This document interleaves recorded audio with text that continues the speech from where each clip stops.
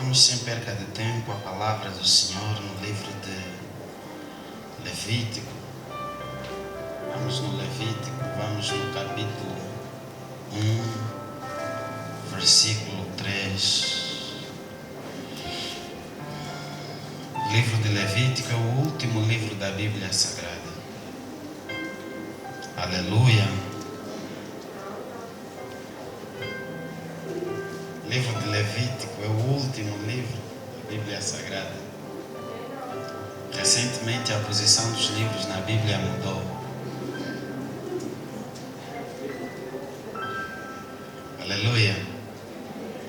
Quem encontrou Levítico como o último livro da sua Bíblia, é melhor deixar essa Bíblia quando você for para casa. Aleluia! Aleluia! Aleluia! Vamos ler a palavra de Deus no livro de Levíticos, capítulo 1, versículo 3. Levítico, capítulo 1, versículo 3, por favor. Queremos acompanhar aqui a leitura.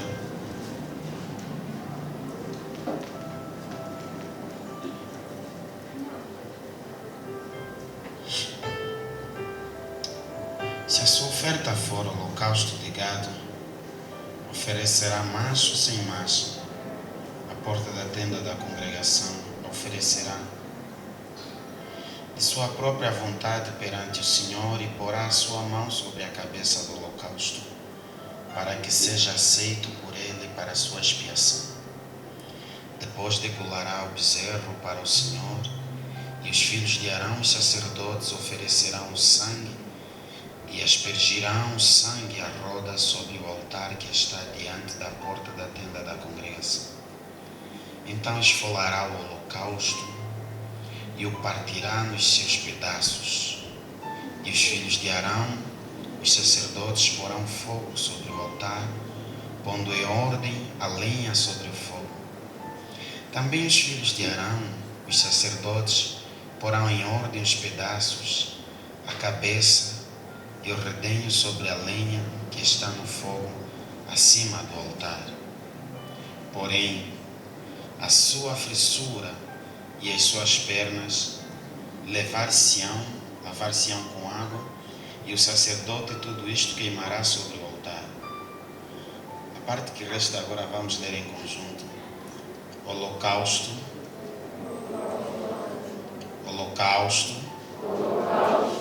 é oferta queimada de cheiro suave, agradável ao Senhor. Aleluia. Vamos repetir. Holocausto é oferta queimada de cheiro suave, agradável ao Senhor. No versículo 4, capítulo 1, versículo 4, vamos ler apenas a primeira sentença, porém em conjunto.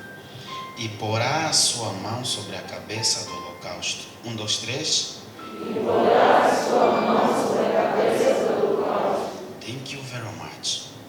Vamos orar ao Senhor. Papai do céu, Papai misterioso, Papai que me acolheu,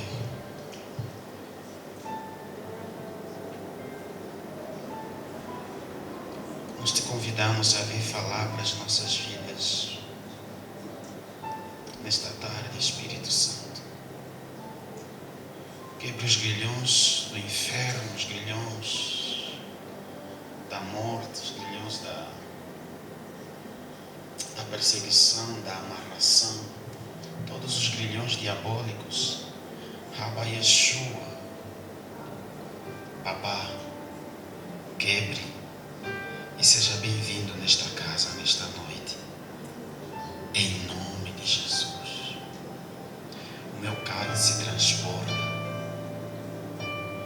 Preparas uma mesa perante mim, na presença dos meus inimigos, unges a minha cabeça com óleo. cálice transborda. Aleluia. Em nome de Yeshua.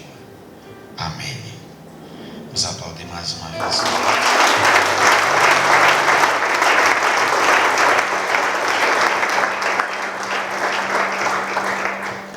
Eu quero falar a respeito do elo fraco da cadeia. Amém. Olha para o irmão que está do teu lado e diz isso para ele. O elo fraco da cadeia. Eu não sei o que lhe ocorre quando eu falo a respeito disso. Hoje de manhã eu estava pregando numa igreja e queria falar um pouquinho a respeito disso, mas não chegamos até ali. O Senhor interrompeu a mensagem, fez coisas maravilhosas, fez coisas extraordinárias, coisas tremendas. Mas hoje vamos falar sobre o elo fraco da cadeia. Aleluia. Entende que quando eu falo de cadeia, não estou a falar da cadeia, que tu vais na cadeia, vais ser preso. Amém? Quando eu falo de cadeia, eu falo de um bordão, de um sistema, de um conjunto, de uma corrente, de uma conjuntura. Aleluia. Assim, nós todos que estamos aqui formamos uma cadeia. A Igreja de Cristo é uma cadeia. Ok? Nós estamos organizados em cadeias. Uma família é uma cadeia, uma corrente. Então, o elo é que une as partes na cadeia. E hoje eu quero falar sobre o elo fraco da cadeia. O texto que nós acabamos de ler no livro de Levítico, que é um livro que, na verdade, é muito difícil algumas vezes de ser interpretado. É um texto rico em revelações acerca do propósito de Deus para com a humanidade. E é impossível nós interpretarmos esse texto que nós lemos agora sem nós olharmos para o princípio. Essas são algumas leis que Deus está a ditar ao legislador de Israel, a saber, Moisés. Para quem não sabe, Moisés é o legislador de Israel, que propôs todas as leis que por Deus foram anunciadas, e ele propôs a todo o povo de Israel. Depois do Gênesis, que Moisés escreve, faz parte dos Pentateuco. O Pentateuco são os 5 livros de Moisés.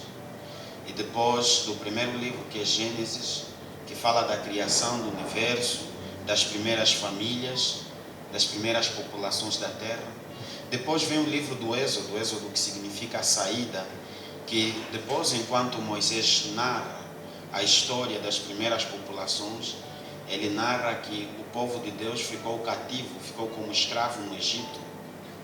Então o livro do Êxodo narra a saída. Êxodo significa saída.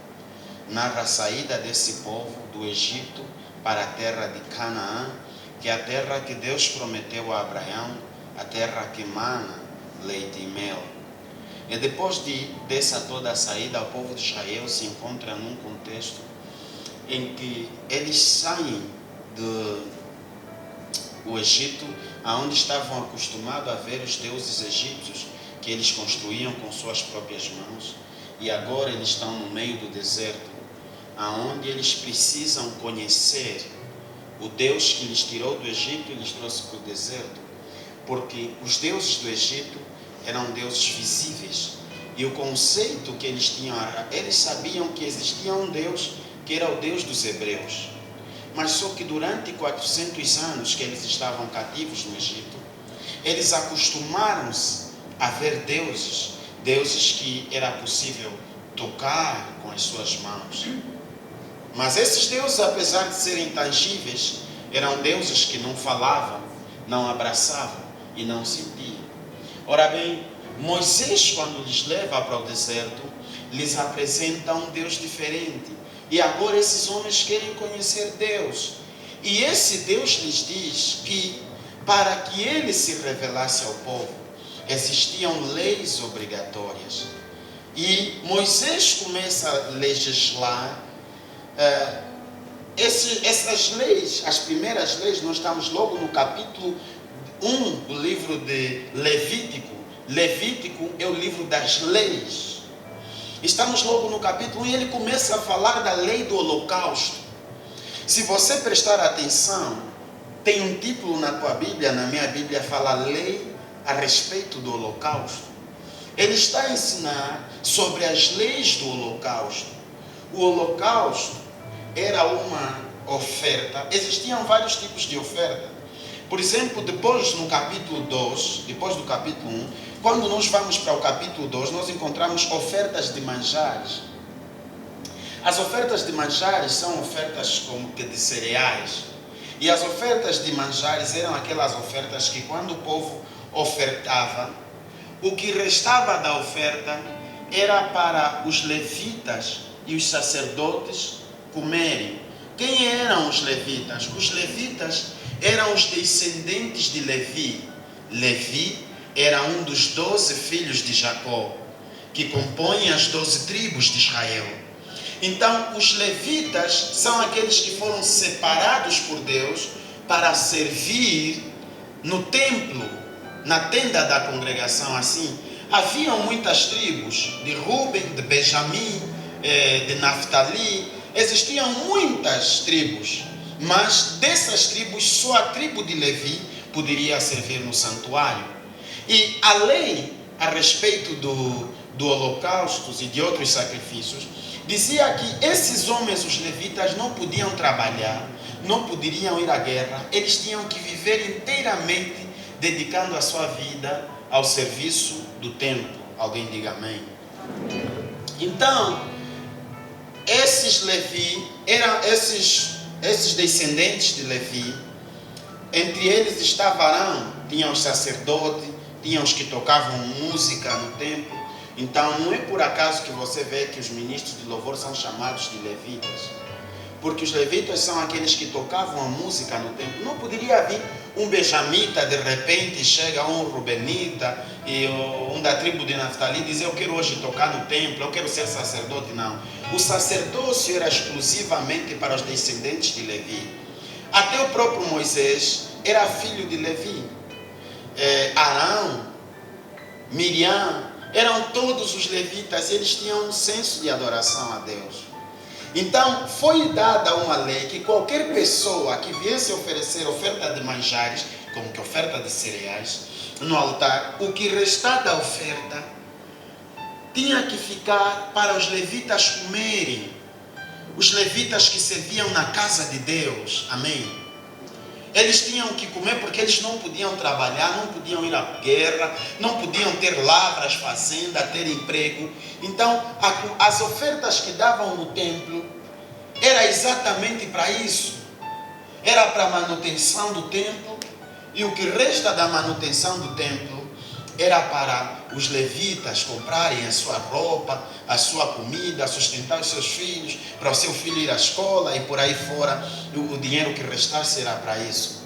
Então não é à toa hoje que quando você traz o teu dinheiro na igreja, você muito dinheiro lá na igreja, não. Quando você traz o teu dinheiro para a igreja, o teu dinheiro é exatamente para isso, para o sustento do trabalho de Deus, para construir templo, para meter ar-condicionado, para meter luz, para pagar a água no final do mês, para pagar energia, para meter conforto para você se assentar, para meter som para você ouvir o som, comprar meios, e também para o salário dos levitas, que são os novos levitas, que são aqueles que se dedicam exclusivamente à obra de Deus. Estás a entender o propósito do teu dízimo e da tua oferta, né? Amém? Então, para o sustento daqueles que vivem inteiramente para o trabalho de Deus, é para isso. Então, quando você tenha consciência disso, que eu sou um mantenedor do trabalho de Deus e da casa de Deus, amém? Agora aqui, diferente da lei dos manjares, a lei do holocausto era diferente de todas as outras ofertas, porque o holocausto era uma oferta que, quando se oferecia ao altar, ela tinha que ser totalmente consumida sem restar nada. Tinham que tirar a pele do animal, fazê-lo em pedaços, quando está a esfolará, é tirar a pele, cascar a pele do animal. E tinha que despedaçá-lo, fazer em pedaços.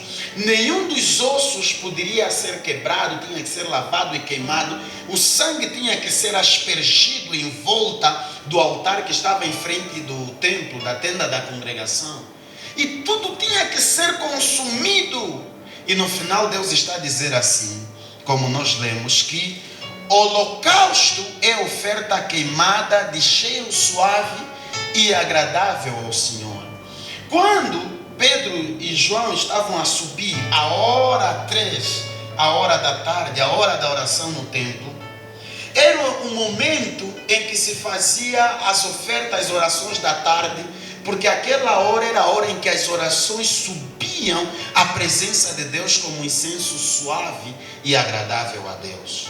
E Deus aqui está a dar uma lei a respeito do holocausto. Primeiro, Deus está a dizer, quando você pegar oferta do gado, que vai ser boi ou ovelha, esse é o gado maior, os bois são os gados maiores, as ovelhas e as cabras são o gado menor. Ele disse que quando você tiver que dar a oferta do teu gado, tem que ser um macho, e tem que ser um macho sem máculas, sem mancha. E a oferecer esse macho, primeiro você vai degolá-lo, vai matá-lo, e aspergir o seu sangue, e estende ele sobre o altar. Ele estava a dar lei cuidadosamente. Depois de estender no altar, estende a tua mão sobre a cabeça do sacrifício. Quando eu vi isso, começou a me chamar a atenção na Bíblia Sagrada, porque eu senti alguma coisa nessa lei a respeito do holocausto. Estende o sacrifício no altar e estende a tua mão sobre a cabeça. E eu me perguntei, por que a cabeça e não outra parte do corpo? Porque tinha que ser sobre a cabeça e não noutra parte do corpo. E Deus continua a dar leis. Depois disso, faz isso, faz isso, faz isso, faz isso. Eu me lembrei que esse holocausto era uma sombra do verdadeiro holocausto que viria a ser. Jesus Cristo, ele foi crucificado às 3 horas da tarde, que era a hora em que se fazia o sacrifício da tarde. E o sacrifício da tarde era o sacrifício que se fazia pela expiação dos pecados. E Jesus Cristo era o holocausto que estava a ser oferecido por Deus para ser inteiramente consumido e queimado pelos nossos pecados. E Jesus Cristo foi oferecido exatamente, existiam várias horas de sacrifício. Existia a hora nona, existiam várias horas, mas Jesus foi exatamente crucificado na hora 3, que era a hora do sacrifício da tarde, em que o incenso subia como sacrifício suave e agradável a Deus. E eu fui pesquisar na Bíblia Sagrada, porque lá tem tudo. No livro de Isaías, capítulo 53, diz: agradável é ao Senhor a morte do seu santo. E no mesmo livro de Isaías ele diz assim, portanto, começa a narrar a morte do Senhor. Ele foi moído pelas nossas transgressões, feridos. Depois diz assim, portanto, ao Senhor agradou moê-lo.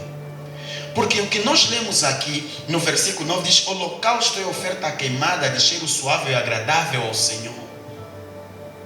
Quando Jesus Cristo está a ser oferecido por aspersão de sacrifício, Deus está se agradando dele.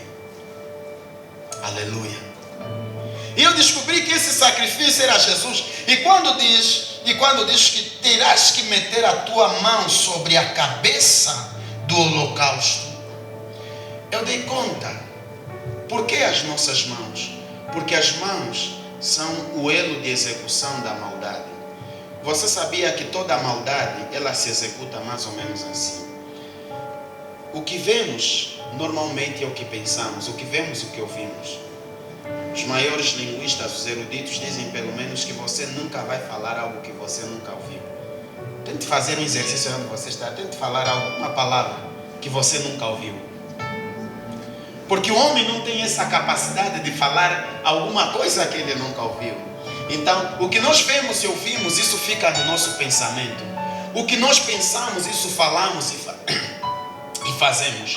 E o que nós fazemos, fazemos com as nossas mãos. E as mãos são um conector de pecado. Quem peca, peca com as suas mãos. E quando Deus estava a dizer, ofereça um sacrifício, aquele holocausto era para quê? Aquilo era para que, eu disse que Moisés, o legislador, estava a fazer leis para que aquelas leis aproximassem o homem de Deus. Ou seja, o homem queria se aproximar a Deus, mas não poderia se aproximar a Deus com os seus pecados. Então ele tinha que degolar um holocausto e o animal tinha que morrer pelo seu pecado. Vamos lá na Bíblia Sagrada. Vê aqui como diz. Versículo 4. E porá a sua mão sobre a cabeça do holocausto, para que seja aceito por ele para a sua expiação. Quando o homem colocasse a sua mão sobre a cabeça do holocausto, o holocausto seria aceito pelo homem como oferta para o perdão dos seus pecados. Se fosse do gado, seria uma ovelha ou uma vaca. Se fosse ave, teria que ser uma rola ou um pombinho. E esse, quando fosse uma rola, tinha com a unha, o sacerdote tinha que degolar e aspergir e depois queimar esse animal. Para o perdão dos seus pecados, tinha que se matar uma vida e derramar o seu sangue. Só que tinha que ser assim. Sempre que o homem pegasse, tinha que pegar chifuta, flecha, e ir na caça, caçar ou a rola, o animal, tinha que pegar, ir no curral e pegar o seu boi ou a sua ovelha e sacrificar para o perdão dos seus pecados. E Deus também depois sentiu pena dos homens, disse, eu quero perdoar os pecados deles de uma vez por todas. Daí que o Senhor, que a Bíblia diz no livro de João capítulo 3 versículo 16, e Deus amou o mundo de tal maneira que deu seu Filho único para que todo aquele que nele crê não pereça, mas tenha vida eterna. E Deus deu seu Filho Jesus Cristo para que Jesus Cristo fosse oferecido como holocausto. Mas nós não colocamos a nossa mão sobre a cabeça de Jesus. Sabe aquela coroa de espinho que estava sobre a cabeça de Jesus Cristo? Os espinhos representavam a maldição do nosso pecado. Porque quando o homem colocasse a sua mão sobre a cabeça do holocausto, ele estava a transferir os seus pecados para aquele animal. Por que na cabeça? Porque na cabeça onde se processa a conexão entre o natural e o sobrenatural. Porque a união entre o Espírito e o Espírito de Deus acontece. Você sabe que o teu cérebro, escuta aqui, espírito é subjetivo, mas o teu espírito é como se fosse o sistema operativo do teu cérebro. Por isso, let me go deep. Ok. Quando o homem morre, o espírito dele sai, o cérebro fica ali. Já não acontecem mais sinapses, já não acontece mais nada no cérebro porque o espírito saiu. Todo mundo tem cérebro, mas o espírito, que é o sistema operativo, que é o software que faz funcionar o nosso cérebro, ele funciona ali. A alma nos faz sentir, mas tudo acontece aqui no nosso espírito, e é o nosso espírito que nos conecta com o Espírito de Deus. E quando o homem põe a mão sobre a cabeça, naquele exato momento, ele está a transferir todos os seus pecados para o animal. E depois, quando o animal morreu com os seus pecados como holocausto, e não poderia ser comido porque esse animal é um animal cheio de pecados, morreu. Agora Jesus Cristo, ele colocou uma coroa de espinhos. Eu descobri na coroa de espinhos que estava sobre a cabeça de Jesus, que esses espinhos representavam a maldição do nosso pecado. A morte de Jesus teve pelo menos 3 fases. Porque quando nós encontramos no livro de Isaías capítulo 53, ele ia dizer assim, nenhum de nós fazia caso dele, mas põe aí Isaías 53, por favor, põe aqui rápido Isaías capítulo 53. Todos nós o desprezamos, ninguém fez caso dele. Mas ele, escuta, verdadeiramente ele tomou sobre si as nossas enfermidades. Primeiro momento da morte de Jesus, ele toma sobre si as nossas enfermidades, as nossas dores. Ele leva sobre si. Primeiro, Jesus Cristo morre para restaurar o nosso físico, para nos trazer saúde. Ele levou sobre si as nossas enfermidades e as nossas dores levou sobre si. É por isso que Jesus Cristo, quando estava no Getsemane, enquanto ele orou, as glândulas sudoríparas estouraram e o seu suor se transformou em gotas de sangue. Ele começou a suar sangue. Aquele momento era o momento em que Jesus estava a tomar sobre repto toda a biologia, toda a fisiologia. Ele estava a tomar toda a doença, toda a enfermidade no Getsemane. Toda a doença que existe hoje, sabe por que tem cura? Toda a doença que tem hoje tem cura, porque naquele momento Jesus estava a tomar sobre si toda a lepra, todo o sida. Ele estava a tomar todo o paludismo. É por isso que hoje, quando nós declaramos cura no nome de Jesus, a cura acontece no nome de Jesus, porque a palavra de Deus diz, ele tomou sobre si as nossas enfermidades. Quando nós declaramos dor, às vezes eu estou com dor de cabeça e uso a minha própria mão e eu falo dor. My name of Jesus, get out right now. E imediatamente essa dor desaparece, porque a própria palavra está dizendo, as nossas dores levou sobre si, e nós o reputamos por aflito, ferido de Deus e oprimido. Esse é o primeiro momento. This is the first moment. Esse é o primeiro momento da morte de Jesus Cristo. Vem aí o versículo a seguir, por favor. Mas ele foi ferido por causa das nossas transgressões. Segundo momento, Jesus é ferido por causa das nossas transgressões. E moído por causa das nossas iniquidades, o castigo que nos traz a paz estava sobre ele. E pelas suas pisaduras nós fomos sarados. Nesse momento, em que diz, mas ele foi ferido por causa das nossas transgressões, é o momento em que Jesus Cristo agora é ferido e açoitado por causa das nossas transgressões. Ou seja, Jesus Cristo, por causa, ele leva, escuta aqui, tem o pecado e tem a consequência do pecado. E aqui Jesus Cristo está sendo ferido por causa das nossas transgressões. Quando fala por causa, está falando da consequência. Por causa das nossas transgressões, ele está a ser moído, ele foi ferido por causa das nossas transgressões e moído por causa das nossas iniquidades. Quando está a falar foi moído por causa das nossas iniquidades, moído. Quando ele foi extinto por causa das nossas iniquidades, está a dizer que Jesus, primeiro, ele foi ferido por causa das nossas transgressões. A consequência do pecado lhe fez apanhar a surra, levou mais de 300 feridas no seu corpo. E por causa do próprio pecado, não só a consequência do pecado, por causa do próprio pecado, Jesus Cristo foi moído por causa das nossas iniquidades. E o castigo que hoje me traz a paz para o Aleua, traz a paz para o Ezequiel, traz a paz para o Pilarde, traz a paz para você, para a tua família, para o teu colega, traz a paz para o pecador, aquele que já matou, que já fez aborto, aquele que já enganou. Ele recebe a paz, o castigo que nos traz a paz. O castigo que nos traz a paz estava sobre ele, e pelas suas pisaduras, está a falar da via da dor, nós fomos sarados. Por quê? Aqueles espinhos, a espessura dos espinhos que foram colocados na cabeça de Jesus, perfuraram a sua cabeça até alcançar o seu cérebro.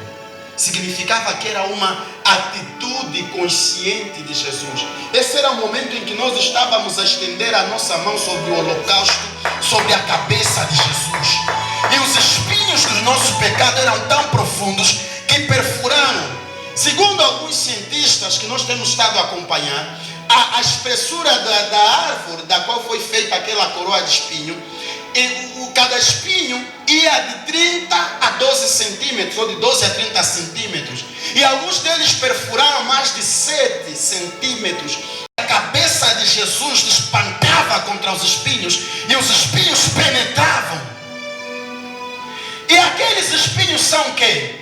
Aqueles espinhos representam a nossa maldição. Learn something now, ok? Quando Adão estava no Éden e Adão pecou, Deus veio e reuniu com Adão, com a Eva e com a serpente. Mas Deus não amaldiçoou o homem. Quando Deus chega para amaldiçoar, Ele amaldiçoa a terra. Quando Ele chega para o homem. Vamos lá no livro de Gênesis, capítulo 3, por favor. Gênesis, capítulo 3. No livro de Gênesis, capítulo 3, versículo 17, diz assim. Gênesis 3, 17. E Adão disse: porquanto deste ouvidos a voz da tua mulher, e comeste da árvore que te ordenei, dizendo: não comerás dela, maldita é a terra por causa de ti. Então Deus não amaldiçoou o homem, Deus amaldiçoou a terra. Por quê? Irmãos, Deus é Deus, e Ele não passa por cima da sua palavra. Se você recuar a cacete, você vai se encontrar que a Bíblia diz assim: e Deus abençoou o homem e lhes disse: multiplicai-vos e enchei a terra. E Deus não pode amaldiçoar alguém que ontem Ele abençoou. Escuta, quando o homem foi chamado por Deus, Deus amaldiçoou a terra. E a maldição do homem está na terra.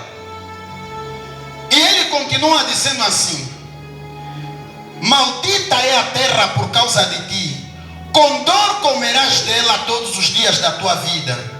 Espinhos e cardos também te produzirá, e comerás a erva do campo. A terra vai produzir o quê? A terra vai produzir o quê?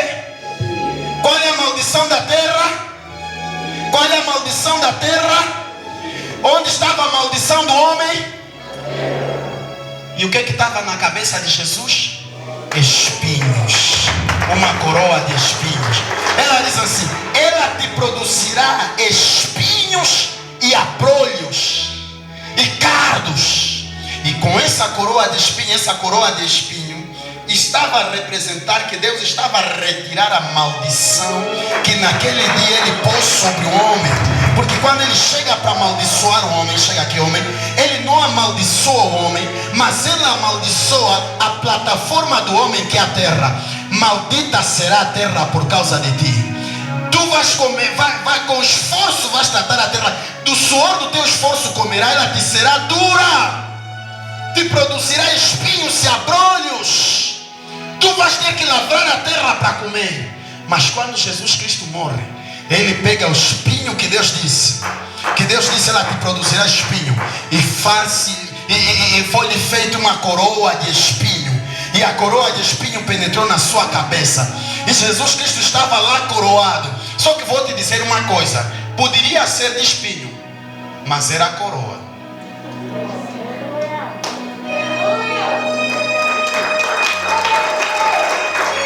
Poderia ser de espinho, mas era a coroa. Porque assim, escuta aqui, pode descer por favor. Para o diabo, aquela coroa de espinho estava a matar Jesus. Mas para Jesus, aquela coroa de espinho, apesar de estar deixando ensanguentado, era a coroa que traria a glória dele. Escuta aqui, a mesma coroa que estava a lhe fazer sofrer é a mesma coroa que estava oculta a glória dele. Às vezes nos teus sofrimentos é mesmo onde está oculto a tua glória. Há uma glória oculta na dor, no choro, na lágrima, na labuta, no sofrimento. Apesar de ser de espinho, era a coroa. E foi por cima da mesma coroa, na direção da cabeça, aonde Pilatos mandou escrever lá e dizer assim: esse homem é o rei dos judeus. Os homens vieram e falaram assim: ei, não mete aí isso, porque esse não é nosso rei. Pilatos disse: não, eu não posso mais tirar, porque o que está escrito, está escrito. Na mesma cabeça, aonde tinha a coroa de espinho, estava escrito a verdadeira coroação. Mas esse homem, ele não é apenas o rei dos judeus, ele é o rei do universo.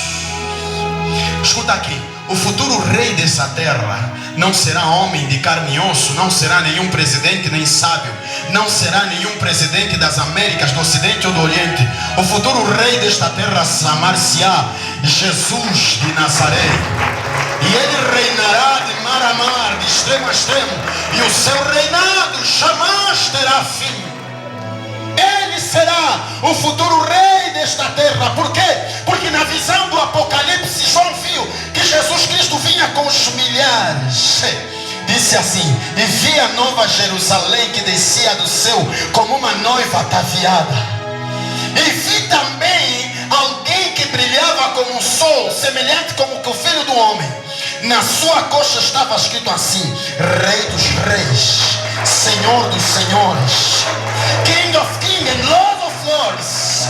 Ele estava montado sobre um cavalo, e ele vinha aos milhares nas nuvens, vinha montado sobre uma cavalaria. Na próxima vinda de Jesus Cristo, ele não vai pisar esse solo aqui. Ele vai destruir a terra e não ficará pedra sobre pedra. Ele vai ficar nas nuvens sobre o seu cavalo, e ele vai vingar a terra de toda a iniquidade, de toda a transgressão. E lá dos céus aonde ele estiver, ele vai reformar tudo o que Deus fez. Ele vai vir como glorioso.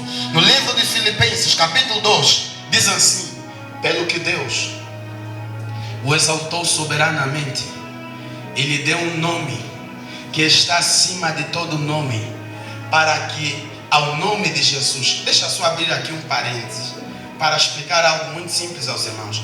Muita gente procura a glória dos títulos, mas nós preferimos a glória do nome. Muita gente pensa que para ser grande é preciso ter título. Eu tenho que ser chamado de apóstolo, eu quero ser papa, eu quero ser arcebispo, eu quero ser diretor, eu quero ser governador, eu quero ser presidente, eu quero ser ministro, eu quero ser tudo isso. Tudo bem, isso são títulos, e título você perde. Jesus Cristo não ganhou título, Jesus Cristo ganhou nome.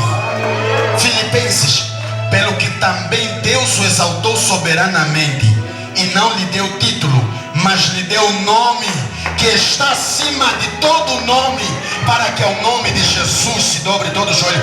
Há poder no nome. Eu carrego a unção do nome. Eu posso não ter nenhum título, mas escuta aqui: Abraão era pastor, era profeta, mas tinha um nome, Abraão, que nos ensinaram até a cantar: o pai Abraão tem muitos filhos, eu sou dele. Abraão. Moisés era profeta? Não, só tinha um nome, Moisés. Escuta aqui, Deus vai engrandecer o seu nome. Você não precisa ter título, Deus pode engrandecer o teu nome, porque assim como foi feito com Jesus, será feito com você também, se você seguir fielmente o estatuto do Senhor Jesus Cristo.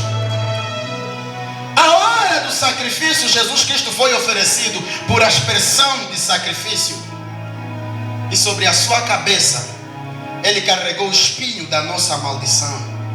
A cabeça era o veículo de transmissão dos poderes. Como assim? Quando nós falamos de cabeça, nós falamos de poder. E quando os nossos pecados estavam sobre a cabeça de Jesus Cristo, automaticamente naquele momento ele estava a tomar o poder sobre a nossa vida. Por quê? Porque Jesus Cristo, que na cabeça dele nós estendemos as nossas mãos, os nossos pecados, o nosso coroa de espinho, o mesmo Jesus foi feito cabeça da igreja.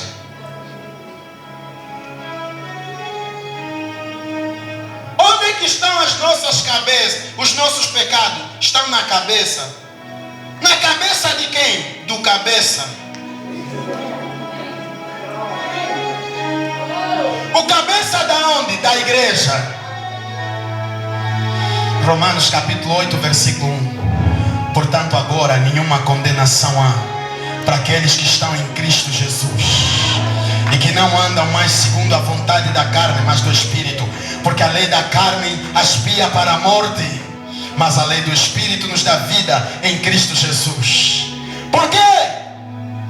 Todos os meus pecados estão na cabeça. Na cabeça de quem? Do cabeça da onde? Da igreja. Eu sou o corpo dele e ele é a cabeça, e os meus pecados estão nele. A Bíblia diz no livro de Romanos capítulo 12: vós sois corpo de Cristo e seus membros em particular, no qual a única cabeça que move todo o corpo é Cristo. Quando eu peco, o diabo tenta me acusar dos meus pecados, mas quando ele tenta procurar em mim, ele não encontra, porque o pecado já está na cabeça, e a cabeça já levou sobre si todas as transgressões. Quando eu peco, Jesus já sabe, e quando eu vou lá, e Jesus levou sobre ele as nossas transgressões, ele levou sobre si as nossas transgressões. Escuta aqui. Existem males às vezes que as pessoas fazem para você ou para outra pessoa, que na verdade não é mal, é um bem. Um dia você vai agradecer às pessoas que te fizeram mal, porque você vai ver que aquilo que te fizeram como mal te tornou mais forte. Quando colocaram a coroa de espinho em Jesus, parece até que estava a ser humilhado, mas aquela coroa, ele estava a ser coroado mesmo como o nosso herói que perdoou os nossos pecados. Os homens pensaram que só estavam a fazer, mas só estavam a cumprir um papel, porque Jesus Cristo foi concebido para ser holocausto. Era mister que ele passasse por aquilo, ele tinha que morrer para passar por aquilo. Era mister que ele morresse para passar por aquele momento. Hoje nós estamos aqui, dia 25, vamos celebrar o Natal. Lembramos o que? É a memória, o nascimento do Senhor Jesus Cristo. É o nascimento. Escuta aqui, as tribulações que você passa, elas vão te deixar mais forte, e você vai agradecer cada momento que você passou, que te fez chorar, que te fez cair, que te fez querer desistir, que te fez falar mal da vida. Você vai aplaudir e dizer: valeu a pena, porque o que não me matou me deixou mais forte. Você sabia que a dor cria uma aceleração na tua vida mais do que a alegria? Porque quando alguém está com dor, isso gera descontentamento na vida dele, e ele vai em frente por causa daquilo. E nós aprendemos isso na vida do Mestre Jesus. Ele levou sobre si as nossas dores. O castigo que nos traz a paz estava sobre ele. A Bíblia diz que ele fez cair sobre ele a maldição de todos nós. Escuta aqui, eu disse que eu ia falar sobre o elo fraco da cadeia. Jesus Cristo, ele veio nos unir. Mas antes disso, lembrem-se que eu disse que quando Deus chamou Adão, ele não amaldiçoou Adão, ele amaldiçoou quem? Pode voltar. Por quê? A terra aí era o elo fraco da cadeia, porque a terra não foi, não estava dentro da proteção de Deus, que Deus deu a Adão. Estás a entender? Algumas vezes na nossa vida nós cometemos erros, que quando cometemos esses erros, a maldição não cai sobre nós, cai sobre o elo mais fraco. Você lembra que Noé, quando saíram da arca do dilúvio, ele semeou uma vinha, e quando ele plantou uma vinha, ele bebeu do vinho, e quando bebeu do vinho ficou bêbado até que ficou nu. E ele tinha 3 filhos, e um dos filhos de Noé foi e viu a nudez do pai dele, viu Noé nu, e foi chamar os irmãos quando voltaram, andaram de trás com um lençol e taparam a nudez do pai deles. E quando taparam a nudez do pai deles, o pai, quando se recuperou da embriaguez, chamou os 2 filhos que taparam a nudez e lhes abençoou. Você serás abençoado, vais reinar sobre o teu irmão, você também serás abençoado. Mas, disse, quando chama Cã, que é o homem que viu a nudez dele, ele não amaldiçoou a Cã, ele amaldiçoou quem? O filho de Cã, Canaã, que é o filho de Cã, que foi amaldiçoado. amaldiçoou Canaã, filho de Cã. O que? O elo fraco da cadeia. O elo fraco da cadeia.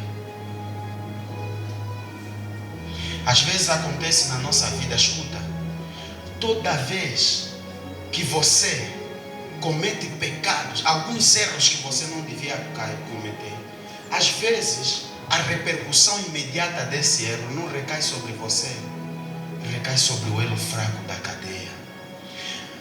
Os discípulos estavam com Jesus, andar com Jesus e aí fazer milagre. Opa, Jesus está a cuidar. De repente viram um cego que nasceu cego. E eles ficaram escandalizados, falaram: Jesus, quem pode ficar lá? Quem pecou? Esse homem ou os pais dele para que nascesse cego? Porque os discípulos sabiam sobre a lei do elo fraco. Como é que ele vai nascer cego? Quem pecou? Os pais dele pecaram. Embora o caso daquele homem não era comum, Jesus depois lhes explicou. Isso é o que acontece muitas das vezes. Escuta aqui. Jó, Deus lhe mandou ir profetizar numa cidade. Ele fugiu, subiu no barco alheio para ir numa outra cidade. No meio do caminho, o mar começou a naufragar, as águas ficaram agitadas. Os homens ficaram com medo, falaram: aqui vamos morrer. Era um navio que estava a transportar os negócios dele, tinha roupa, tinha os carros, as mobílias, que os negociantes empresários falaram: é melhor nós ficar vivos e perder as nossas cargas do que morrer aqui. Pegaram o negócio deles, milhões, jogaram no mar. Mesmo assim a tempestade não parou. Aqui vamos fazer como? Vamos ainda ficar todos desse lado. Escaparam, caíram, morrer afogado. Mas o culpado estava a dormir lá no porão.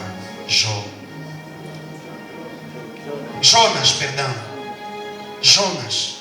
A culpa era de quem? Quem estava a sofrer? O elo fraco da cadeia. Há erros que às vezes nós cometemos. Quem vai sofrer é o elo fraco da cadeia. Escuta aqui. Quando o pai de Ramsés era o suposto irmão de Moisés, que viria a ser o próximo faraó do Egito. Quando o Ramsés amava muito Moisés, ele queria ter paz com Moisés, mas o pai de Ramsés não queria que Ramsés tivesse paz com Moisés, porque parece que o pai de Ramsés já tinha uma visão profética que esse Moisés é egípcio, vai vir fazer guerra contra nós. Só que o Ramsés amava muito a Moisés. Então Ramsés deixou uma palavra que hoje é muito famosa nos egípcios, e muitas delas estão lá pautadas nas pirâmides do Egito, nas catacumbas. O pai de Ramsés disse algo para Ramsés: o elo fraco da cadeia pode quebrar uma dinastia.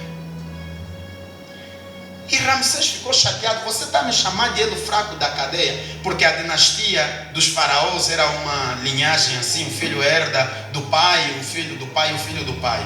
E o faraó temeu que o Ramsés ia quebrar essa dinastia, porque ele representava o elo fraco. Escuta aqui, você precisa entender que à tua volta tem sempre o elo mais fraco. O profeta está dormindo no porão, que é Jonas. E lá em cima, as pessoas estão a jogar todo o dinheiro no mar. Os milionários estão a ficar pobres por causa de um desobediente que está dormindo no porão. Os outros a sofrer, ele a dormir um bom sono. Quando descobriram que era ele, ficaram bem nervosos. Só não lhe mataram, falaram: se nós te matar, o teu Deus também aqui vai nos matar todos. Vamos te lançar no mar. Foi lançado ao mar.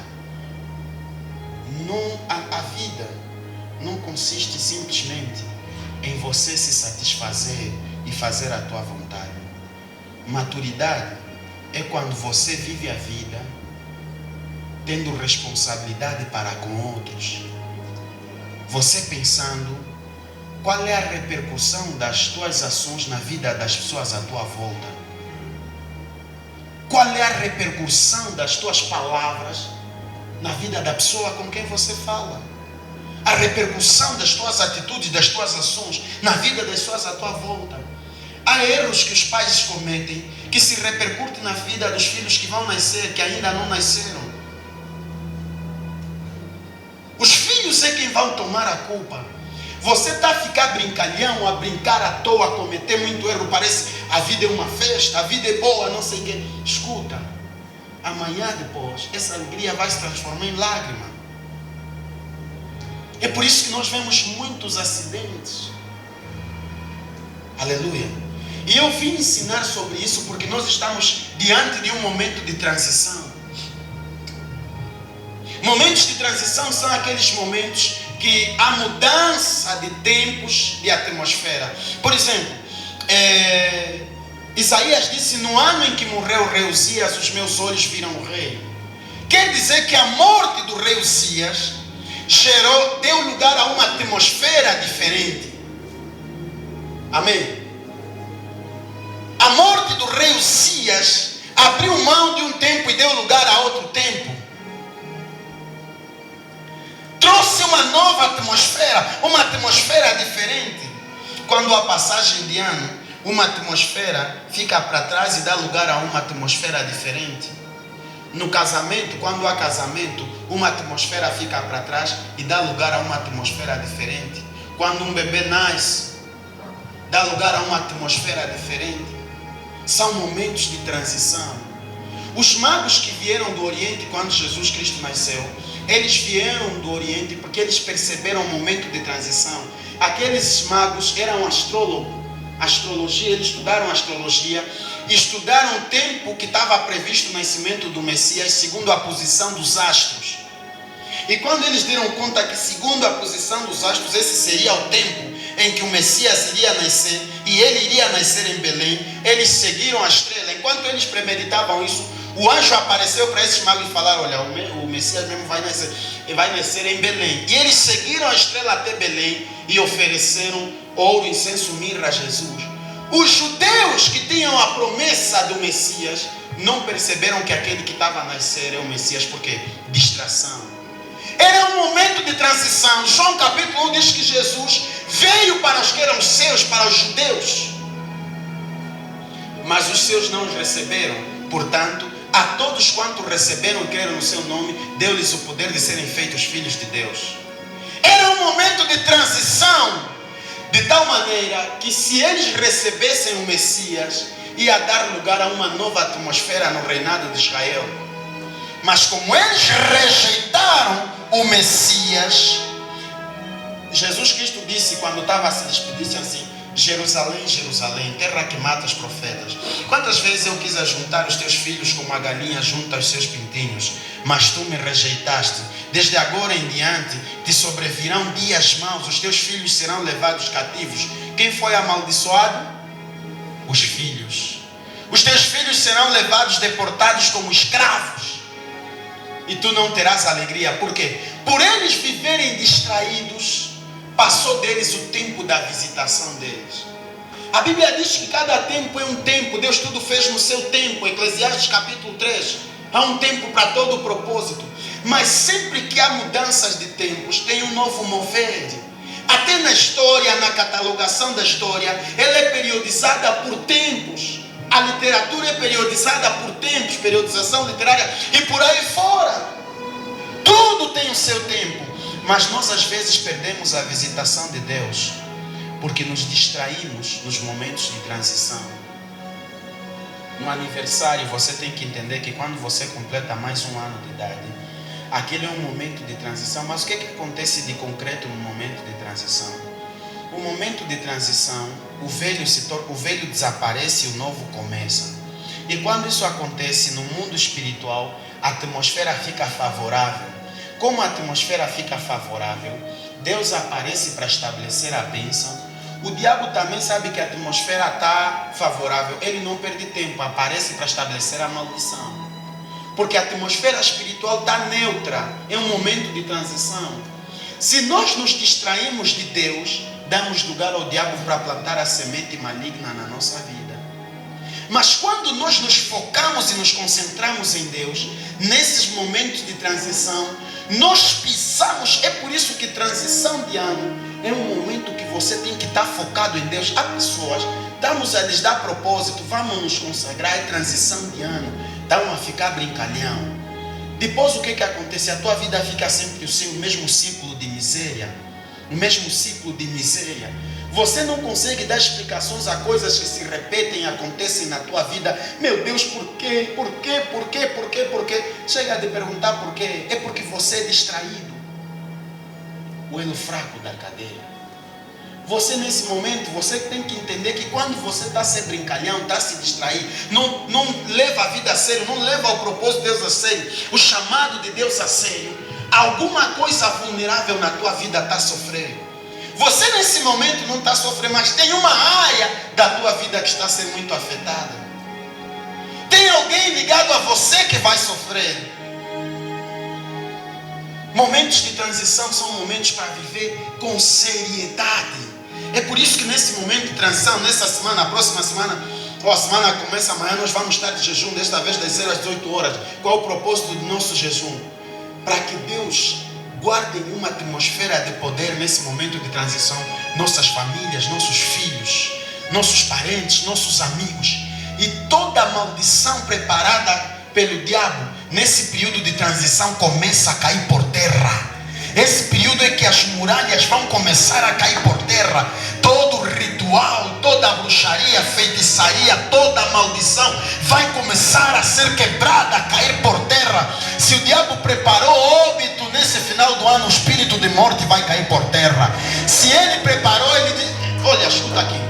Há um livro lá no céu que Deus escreve coisas a teu respeito. Assim que o ano está a terminar, a pessoa até preguiçoso, não está a escrever os projetos dele, não está a ler os projetos que escreveu no final do ano.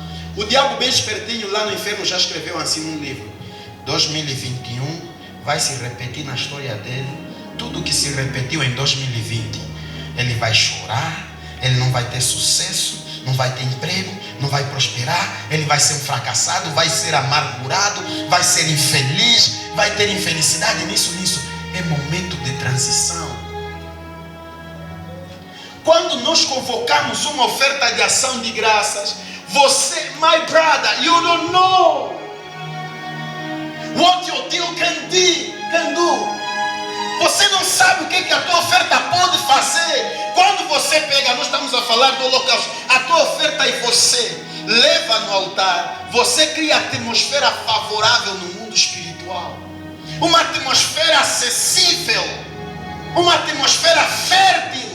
A pessoa que leva isso na boa, chega no final do ano, vai comprar bolo, vai comprar fermento royal, vai comprar o sapato dele, a calça branca, e o casaco branco e a roupa branca. E o que é mais importante, as leis que administram a sua vida, ele deixa de lado. Não faça isso. Há sacrifícios que você faz, vale a pena o teu futuro. Valem pelo futuro glorioso. Escuta aqui, o elo fraco da cadeia pode quebrar a glória de um futuro. Às vezes nós erramos, mas quem sofre é o elo mais fraco. Alguém está a entender? Diga amém. Se alguém está a entender, diga amém.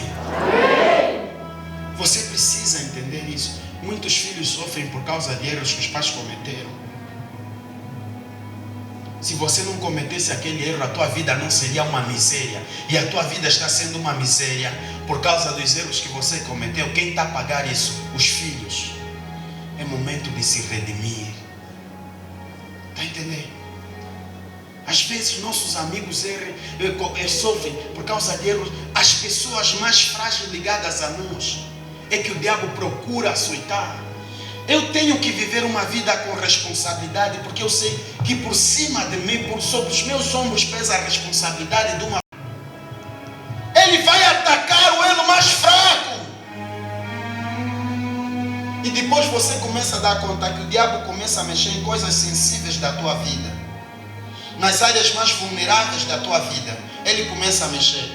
E por mais que você tente se articular, a tua vida é a mesma rotina de sempre. É porque você não está vigiando. Mas escuta aqui, Jesus Cristo substituiu o elo fraco das nossas cadeias, das nossas vidas, e Ele próprio se fez o elo inabalável que nos conecta com as promessas de Deus para as nossas vidas. Quando você está com os pés firmes, assentes em Jesus Cristo, você está automaticamente conectado com o inabalável elo que te conecta com o sobrenatural de Deus na tua vida. O meu apelo nesta noite é: seja responsável nesse final do ano. Seja responsável em momentos de transição. Sabe, em cada graduação é um novo ambiente que se manifesta na tua vida. Seja responsável. Até nas nossas viagens, quando você sai de uma localidade, de uma província para outra, de um país para outro, você está em transição, porque a atmosfera espiritual que administra o lugar onde você saiu é diferente da atmosfera espiritual que administra o lugar onde você está aterrado. É por isso que Jesus Cristo disse: aonde vocês porem a planta dos vossos pés, eu vos dou esse lugar por herança. Alguém diga: estou a entender. É tempo de nós sermos responsáveis. Não leva mais na brincadeira, porque por detrás da tua falta de seriedade tem pessoas que estão a sofrer, que vão sofrer, que vão pagar o preço. Vamos proteger o elo mais fraco das nossas vidas. Amém? O elo mais fraco da nossa vida tem que ser protegido por nós. E nesse período de transição, em cada período de transição da tua vida, sempre que eu estou prestes a completar um ano de vida, eu sei que a minha mãe tem autoridade sobre mim. Eu ligo para ela e eu falo: mãe, a mãe se lembra de uma palavra que me dirigiu, que se calhar pode não gerar bênção na minha vida? Eu também já retirei todas as palavras. Tá bom, liguei mesmo para a mãe orar, para abençoar, estabelecer uma nova atmosfera. Momento, estás a passar de um tempo para outro, é momento de você pedir perdão dos teus pecados, de profetizar um novo tempo. É momento profético. O povo de Israel, ele quando saiu do Egito para Canaã, muitos, a vida deles foi mais dura depois de ser liberto do que quando era escravo, porque eles não souberam discernir a visitação de Deus. Momento de transição. Muitos não morreram como escravo, mas morreram quando a terra se abriu, sim ou não? Morreram sobre a sentença de Deus. A transição vem trazer o bem na tua vida, mas quando você não vigia, perpetua o mal na tua vida. Aleluia. Alguém diga: estou a entender. Nessa noite, hoje é dia que 6, né? Faltam sensivelmente 25 dias para o ano de 2020 terminar, né? Eu estou a declarar em nome de Jesus: ano de 2021 não pode se repetir a mesma história da tua vida. Todas as fortalezas da pobreza e da miséria, Pai, em nome de Jesus, eu uso a unção que o Senhor colocou sobre mim. Fortalezas da pobreza e da miséria estão a cair por terra hoje aqui. Escuta, olha para mim, olha para mim. Olha para mim. Como é que você pode saber que tipo de vida você deve ter? Eu descobri isso em Isaías 53. Jesus Cristo levou sobre si as nossas enfermidades, as nossas dores levou sobre si. Por isso, em nome de Jesus, ano de 2020, toda enfermidade programada para causar paralisação, atrapalhação na minha vida, na tua vida, toda enfermidade, toda dor, em nome de Jesus, vai cair por terra. As fortalezas da doença vão ser quebradas. As maldições ele levou sobre si. Por isso eu estou a profetizar na tua vida. Ano de 2021 é ano da dupla porção da glória de Deus. É ano da manifestação da unção e da glória de Deus. As maldições ficam em 2020. Doença fica em 2020. Desemprego fica em 2020. Tristeza fica em 2020. Tudo que o diabo projetou na tua vida. Programei o meu casamento para 2020, mas não aconteceu. Essa atrapalhação diabólica está a ser sepultada em 2020, porque em 2021 você está a avançar com uma nova atmosfera. bracanta lagra suia. As fortalezas vão começar a cair em nome de Jesus. Ano de 2021 tem que ser o ano em que o sol vai brilhar na tua vida. O povo que está nas trevas vai ter que ver a luz do Senhor a brilhar na sua vida. É ano de ser feliz. É o ano da alegria, é o ano da conquista. Esse ano muita coisa nos atrapalhou, até coronavírus, mas ainda assim os sonhos de Deus pela tua vida não se frustraram e jamais serão frustrados. Ano de 2021, você vai ver aquilo que você estava desesperado para ver. Ai. Eu ainda estou a ver antes desse ano terminar. Deus vai visitar a vida de pessoas que estão aqui sentados. Vai operar de forma sobrenatural. Aleluia. Fique de pé. Hoje à noite é uma noite de batalha. Você vai começar a repreender e a pisar em todas as fortalezas que o diabo criou na tua vida. Às vezes quando nós pecamos, nós próprios criamos fortalezas diabólicas na nossa vida. Você também vai pedir perdão a Deus por esses pecados. As fortalezas vão ter que cair por terra. Aleluia. Vão ter que cair por terra. Ali no teu lugar, começa a orar em nome de Jesus. Repreenda todas as fortalezas.